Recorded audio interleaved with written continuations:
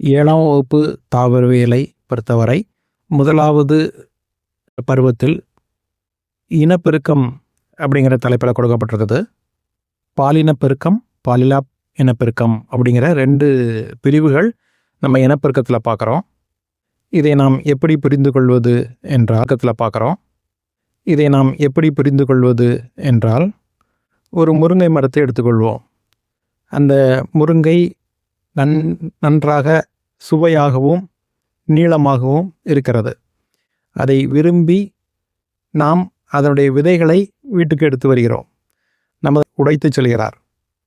இப்போது நமது வீட்டில் வளரும் விதையிலிருந்து வளர்ந்த அந்த முருங்கை மரம் எந்த மாதிரியான பண்புகளை பெற்றிருக்கும் என்றால் நாம் உறுதியிட்டு சொல்ல முடியாது.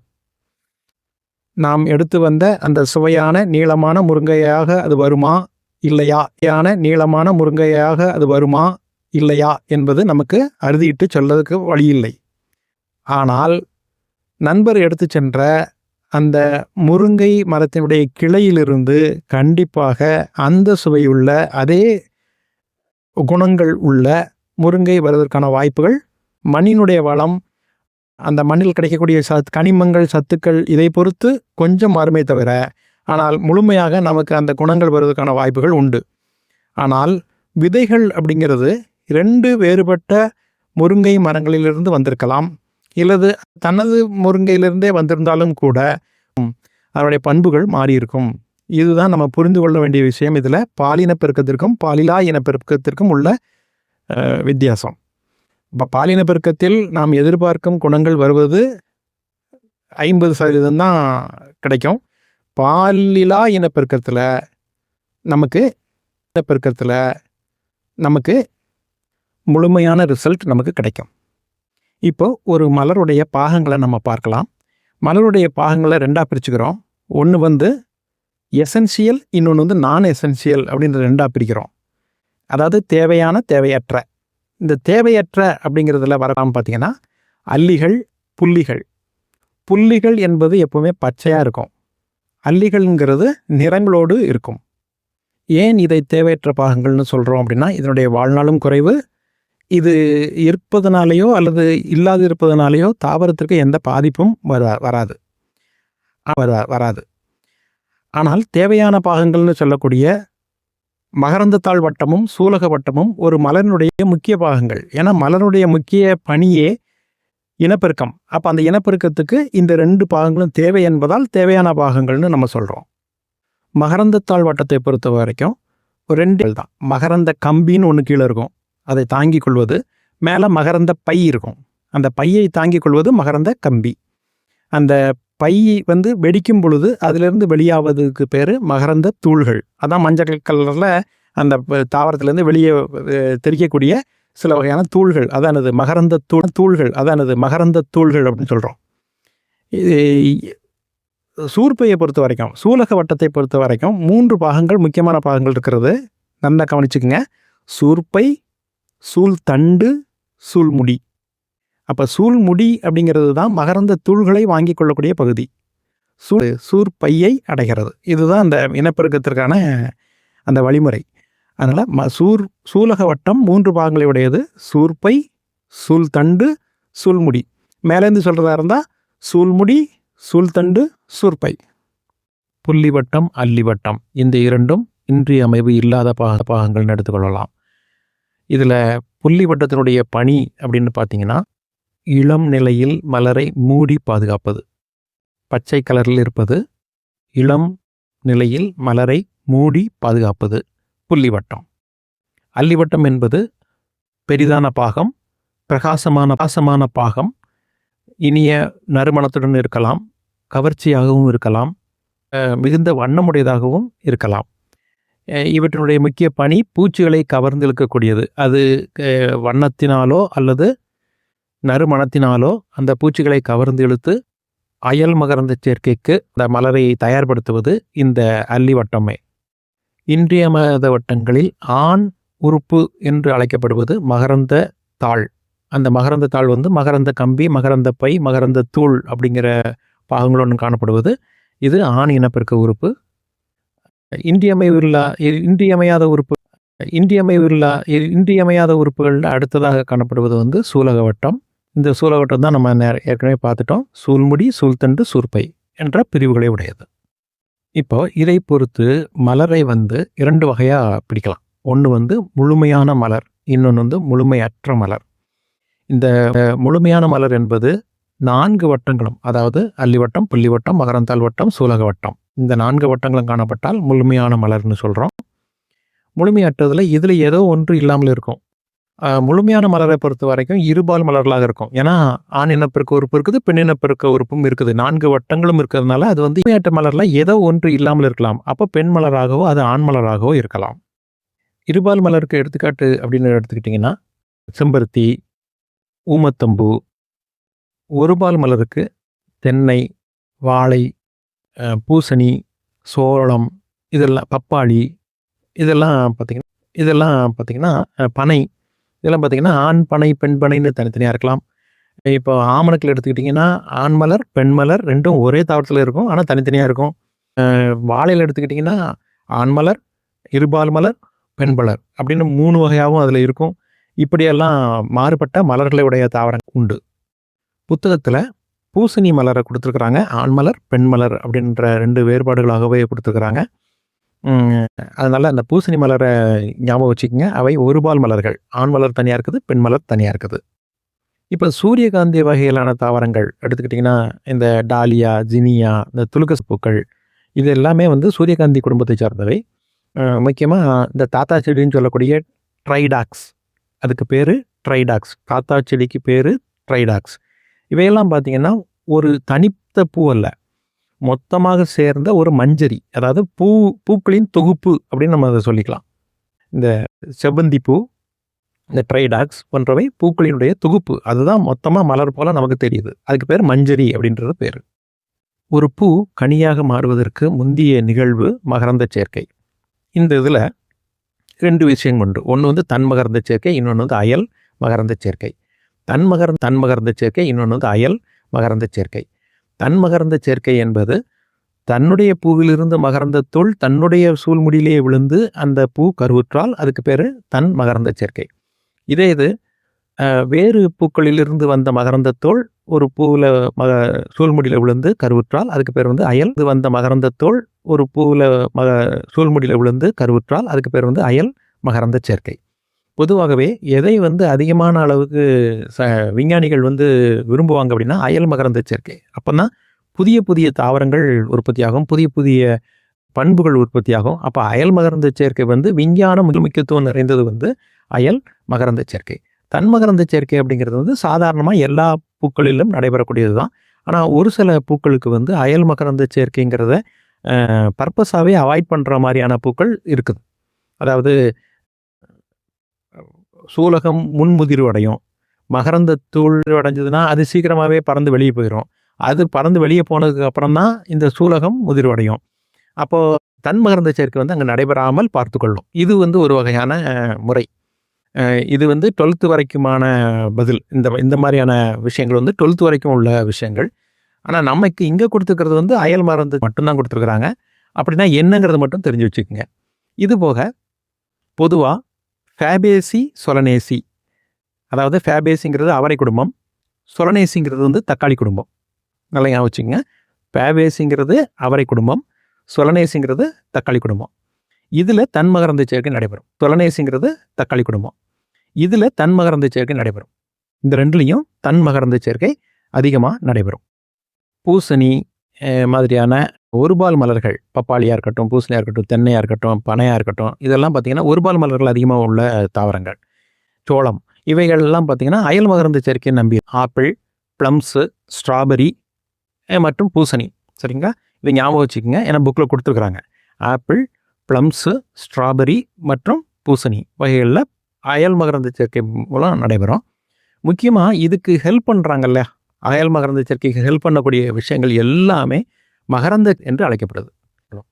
இந்த மகரந்த சேர்க்கையாளர்கள் யாராக இருக்கலாம்னா நீங்களாவோ நானாவோ கூட இருக்கலாம். அப்போ மனிதர்கள், காற்று, நீர், பூச்சிகள், இது எல்லாமே என்னதான் மகரந்த சேர்க்கையாளர்கள். இந்த மகரந்த சேர்க்கையாளர்களின் மூலமாக அந்த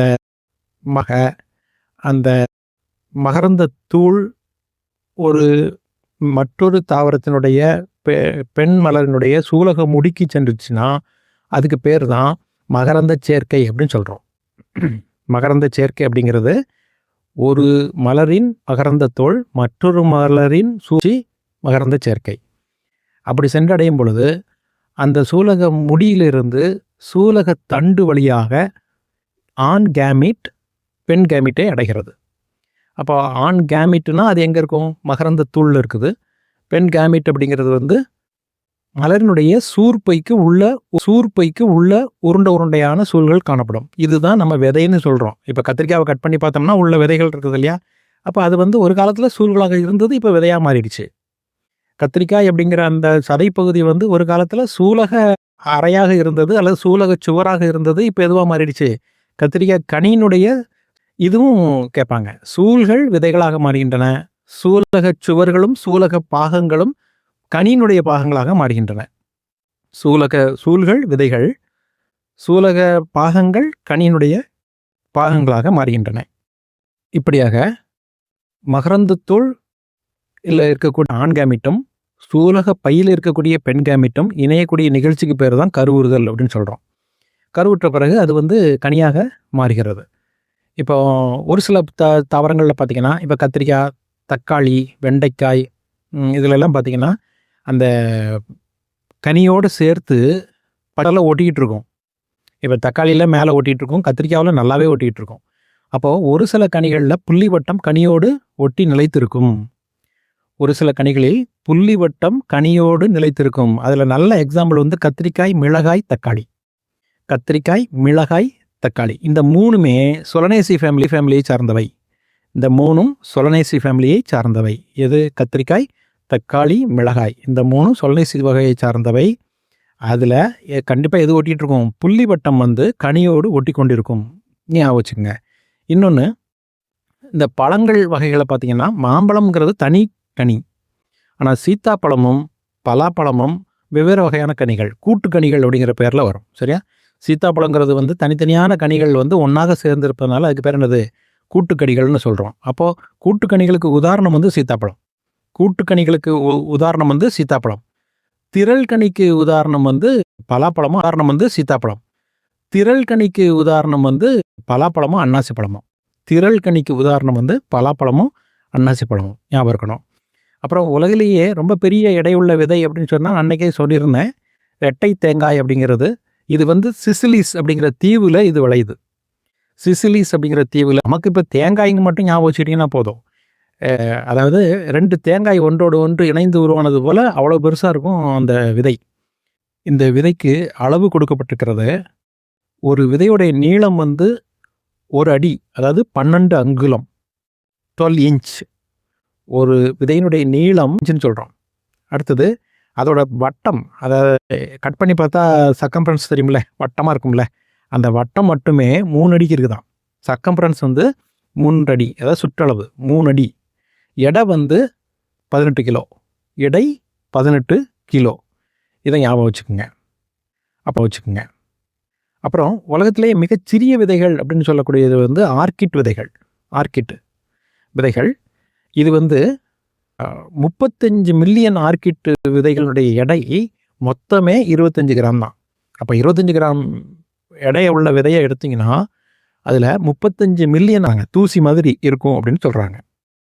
அடுத்த டாபிக் பாலிலா இனப்பெருக்கம். அதாவது இந்த கருவுறுதல் நிகழ்ச்சி இல்லாமலேயே தனது இனத்தை அது பெருக்குமானால் அதுக்கு பேர் பாலிலா இனப்பெருக்கம் அப்படின்னு சொல்கிறோம்.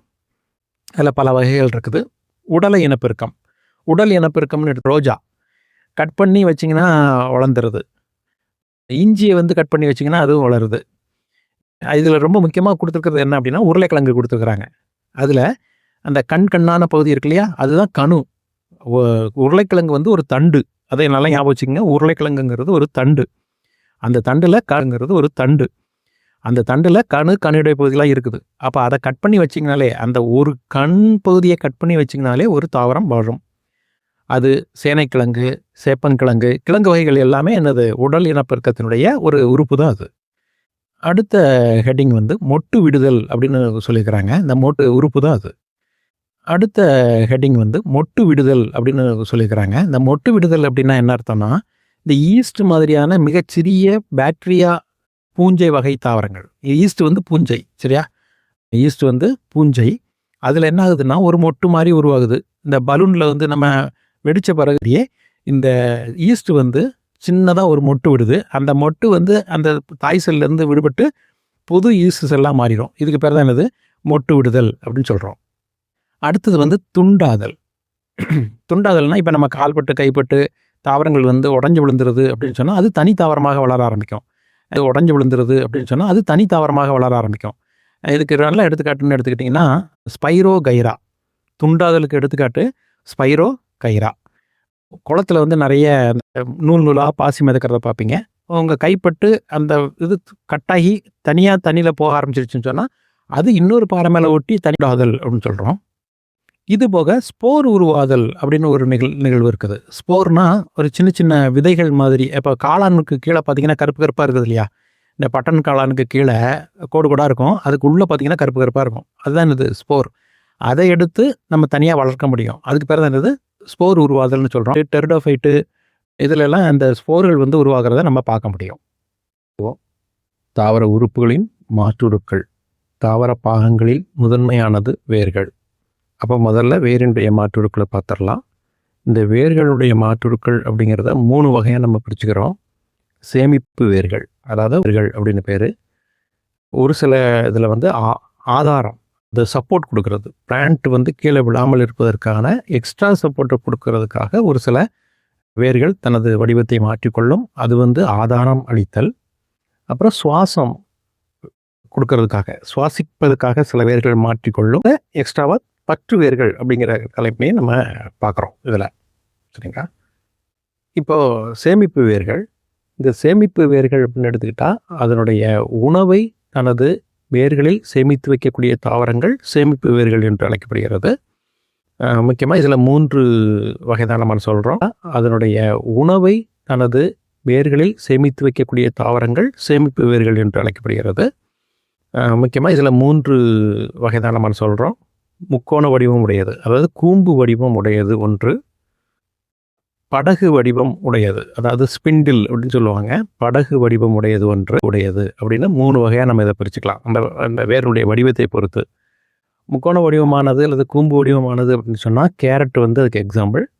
ஸ்பிண்டில் அல்லது படகு வடிவம் அப்படின்னு சொன்னால் முள்ளங்கி அதற்கு எக்ஸாம்பிள். படகு வடிவம்னா மேலேயும் கீழேயும் சிறுத்தும் நடுப்பகுதி விரிந்தும் இருப்பது படகு வடிவம். அடுத்து திடீரென கீழ்ப்பகுதி குறுகி இருந்ததுன்னா அதுக்கு பேர் என்னது? பம்பர வடிவம். பம்பர வடிவத்திற்கு எடுத்துக்காட்டு டர்னிப்பு, பீட்ரூட். டர்னிப்புன்னு சொல்லக்கூடியது வந்து ஒரு வயலட் கலரில் இருக்கும். அப்புறம் நூல்கல்னு ஒன்று சொல்லுவாங்க, நூல்கோல் அல்லது நூல்கல் அப்படின்னு சொல்லுவாங்க. அதுவும் நல்ல பச்சையாக இருக்கும். இதெல்லாம் பீட்ரூட்டிற்கு எடுத்துக்காட்டு. அப்போ நம்ம 3 மட்டும் ஞாபகம் வச்சுக்கிட்டா போதும்.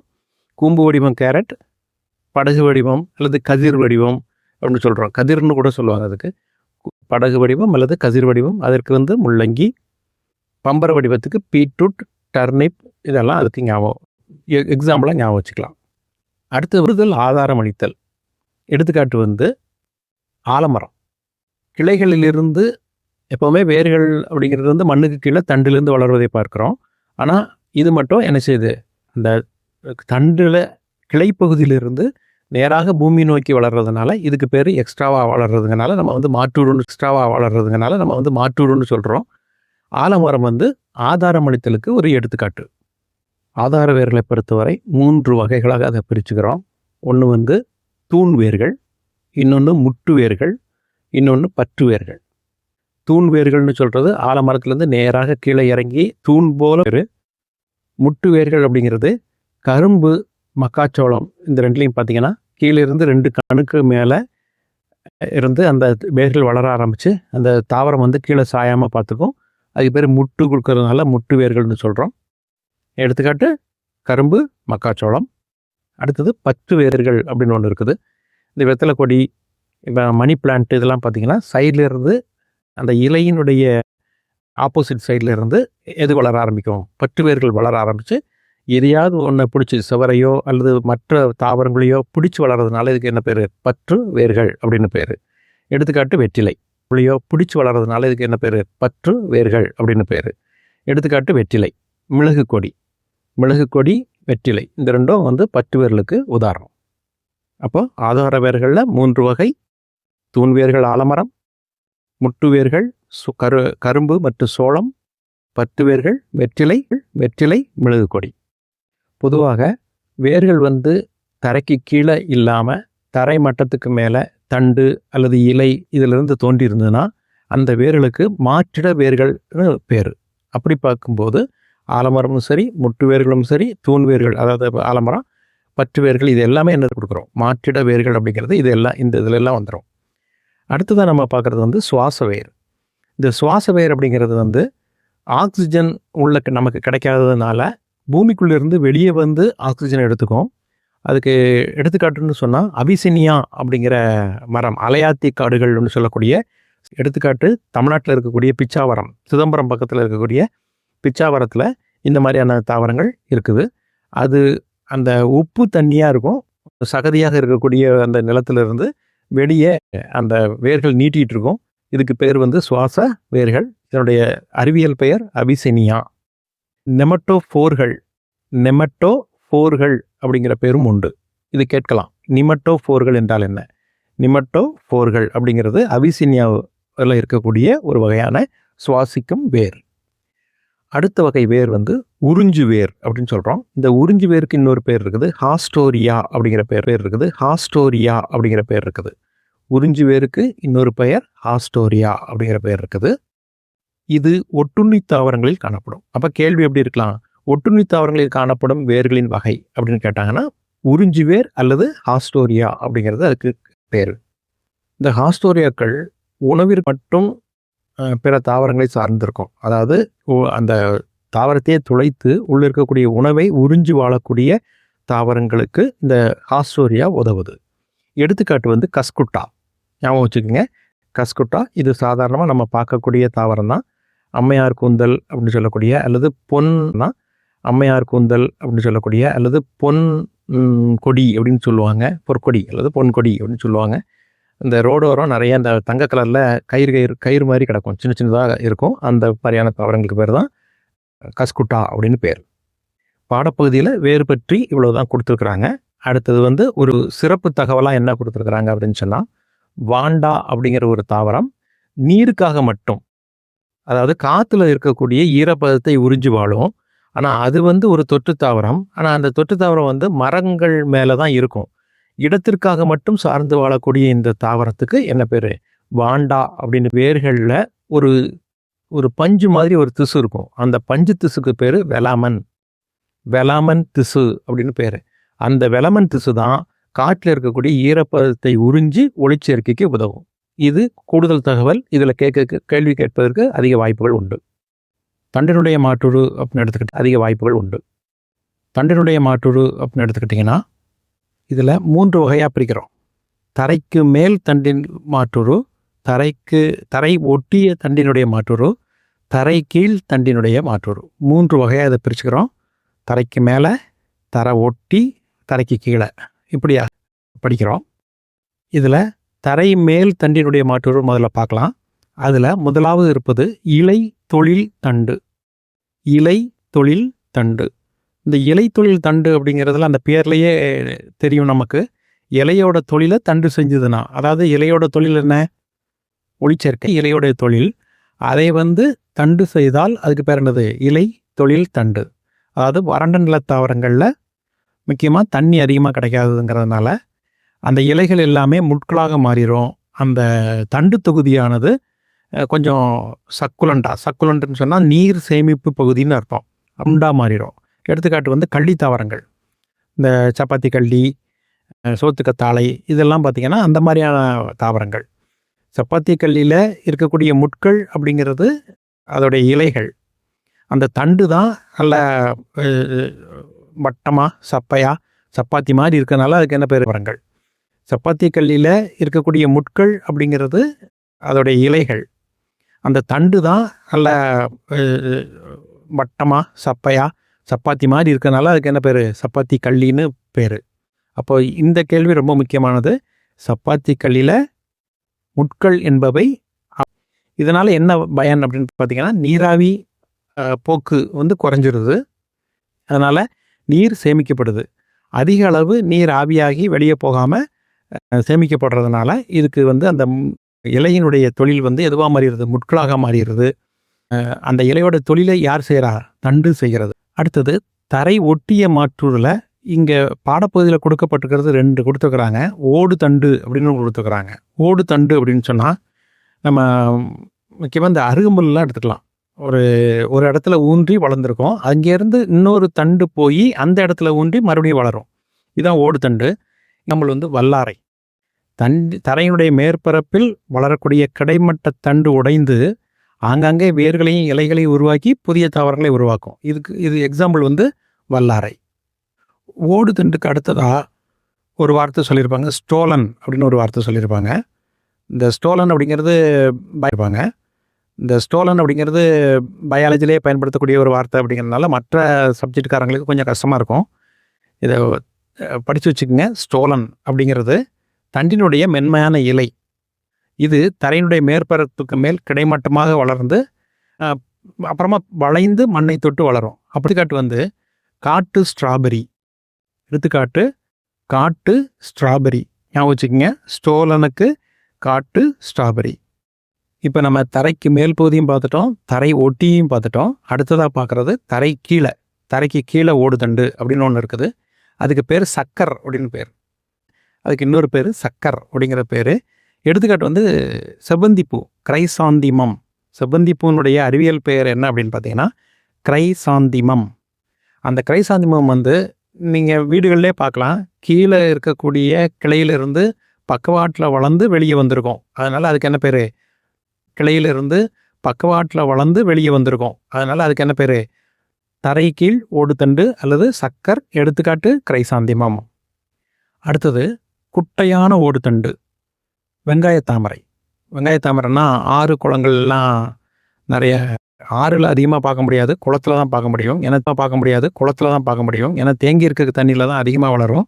வெங்காயத்தாமரை அப்படிங்கிற பேர்லேயும் ஆகாயத்தாமரைங்கிற பேர்லேயும் பயாலஜிக்கல் நேமாக பார்த்திங்கன்னா ஐகார்னியா அப்படிங்கிற பேர்லேயும் வளரக்கூடிய தாவரம் இது.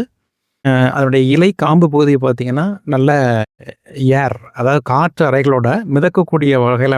இதுக்கு எதுக்கு எக்ஸாம்பிள் அப்படின்னு பார்த்தீங்கன்னா குட்டையான ஓடு தண்டுக்கு எக்ஸாம்பிள் வெங்காய தாமரை அல்லது ஆகாய தாமரை அல்லது ஐகார்னியா. மூணாவதாக நம்ம பார்க்க போகிறது நல்ல தரைக்கு கீழாகவே இருக்கக்கூடிய தண்டினுடைய மாற்றொருட்கள்.